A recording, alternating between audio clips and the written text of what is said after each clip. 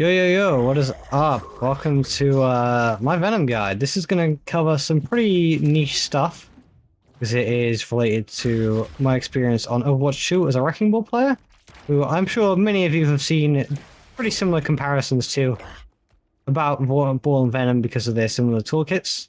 But yeah, so first things first, we want to head in settings. Many of you have probably seen this already, but just for those that haven't. Venom.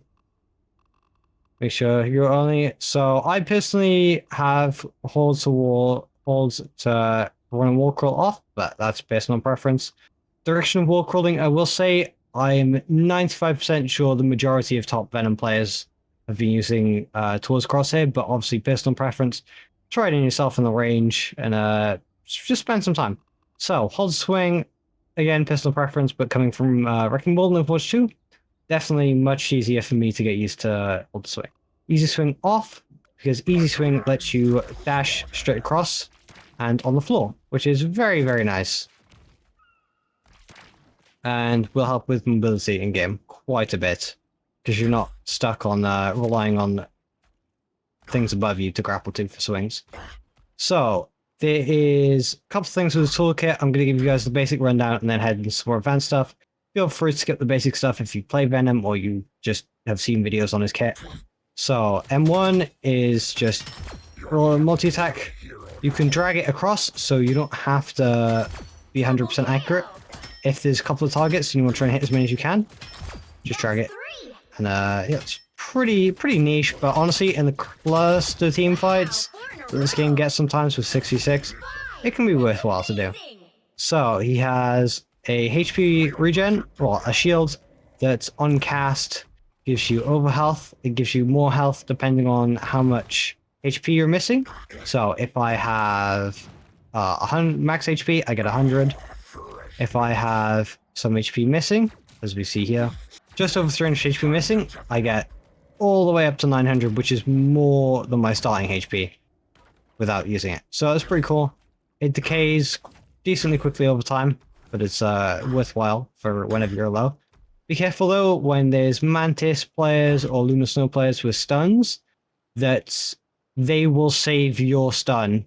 They will save their stun for you when you get low, because they know you want to pop shields at about the 100 HP, 200 HP mark to maximize value. So you might want to get into the habit of popping it a little bit earlier for when those good Mantis players are on the field and they stun you and just clap you basically. Now on to the shift, which is tethers all the enemies around you. It can tether all 6, but that's pretty rare. And then if they don't get out of your range in time of the tether, then they take damage. Because it's I think 5 damage on impact, and then something like 70 on full prop, which is quite nice. Honestly, the ult for me has just been like a second life. Not even a second life, but sustain. So the ult deals damage based on, I think, the amount of hit points you have. Honestly, we'll go and double check that. So yeah, the ultimate is based on the enemy's current health. Yeah, so and bonus health based on how much damage you do. So if you can get a good one with like 3-4 people, even if they're all full HP tanks, you're just, based on that, going to be able to do a lot of over health and sustain, which should grant you enough to get you your refresh back. So yeah, you should be sorted using it as like a second life. If any Overwatch players are watching and you've played Doomfist, you know how his ult heals you just for using it. So it's kind of like that. You just second life. Be careful though, because you can be shot underground. You like that little. Yeah, your little ball thing, your head popping out, can be shot, can kill you. That has happened to me, and it is very embarrassing when you pop all at like 50 HP and you get shot out before you can use it. But obviously you saw me grant over health there. So yeah, we're absolutely balling. I think that's everything that I know for now. Obviously his passive is the team up with Penny and Spider-Man, so they get an extra ability. Doesn't do anything for you, but obviously Spider-Man and Penny both being pretty popular picks currently, it is very beneficial if you know someone who plays those characters or just quite often when you're random teams, you can help them out and get yourself a little extra ability for your friends. One more thing about Venom is that he is very good at destroying structures quickly. So you can knock this down completely by yourself in just a couple seconds, realistically. This is more niche as the game is new and destructible environments have not been fully utilized, aside from a specific few circumstances I've seen. But this will be increasingly more important as the game goes on and people understand destructive environments better. Because if someone's hiding behind a wall, you just take that shit out real fast. Now onto the meat and potatoes. The big boy stuff. Slam. Very, very versatile. Wrecking Ball in Overwatch 2, for example, you can only slam below you. But in this game, huge ranges. A couple cool things you can do with slam and grapple. Like you saw I just did there, you don't have to use your grapple to use your slam. You can just jump off surface, same as Overwatch 2, and slam.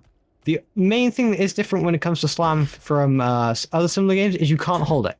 You have to press slam when the prompt pops up, which kind of sucks, but you know, you just get used to spamming it.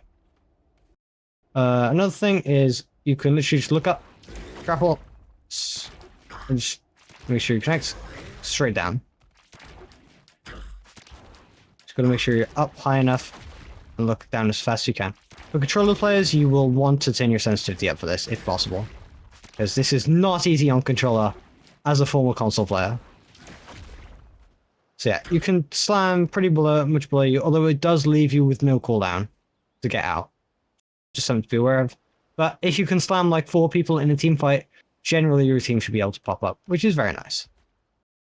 There is a slam tech for specific corners and stuff, because if you slam straight above someone, like this, they just won't take damage, they won't get hit by it. But what you can do is you can corner slam, and then climb back up if you want to remain above someone and still hit them with a slam. So just gotta make sure you're looking down enough, and you can hop back up real quick. Honestly, it doesn't do much damage, but if you really need to remain above someone, it is pretty helpful and lets you get an AoE attack off. I'm calling it quarter bounce. I don't know if there's a name for it. I don't know how other people have found this stuff because I haven't really checked, but just off a corner and you can send yourself mega distance. Massive distance. So this would be like a normal grapple. I started like 40 meters away, let's say. But that one you saw send me all the way off the edge of the map. So you just corner. Sometimes it depends on the corner and the angle you come in at. And it can work off regular surfaces, doesn't have to be a corner. But like you saw with that one, you can send yourself a lot further with corners. So this is good for maps of corner spots by points, lineups, and very good for initiation. If you can corner bounce yourself directly onto point, because of the velocity you have, people aren't expecting it. So the Tokyo map, for example, if you can corner bounce at the start and then slam midpoint straight off that, or even high ground, because obviously you're so high up that you're gonna be able to grapple to other edges rather than just the one you're currently at. So for example, if I grapple up, I could mess up and go through a doorway or something, but if I can just corner bounce myself, there you go, send myself way up, absolutely no worries. And obviously you've seen me hit that pretty reliably from just like 10-15 minutes in the practice range trying out, which is very nice. Look at that, huge. So yeah, main ones are you don't need to use the grapple if you can find someone to get height. So obviously there's going to be scenarios instead where you just want to try and wall climb or wall jump and go up, jump off. I don't really like how finicky the wall jump is in this game, so it's kind of like meh for me. But yeah, personally, the main thing I will be using in games, and have been already, is corner bounce. If there's anywhere like this where you can reliably get yourself up into a corner or contact with an edge, you just go sky high. So literally, it makes Venom the perfect dive character, if he wasn't already. Which I think is absolutely baller. I will let you guys know if I find any more tech related to the grapple or related to the slam. I'm going to call it power drive just because that's what Wrecking Ball Slam is.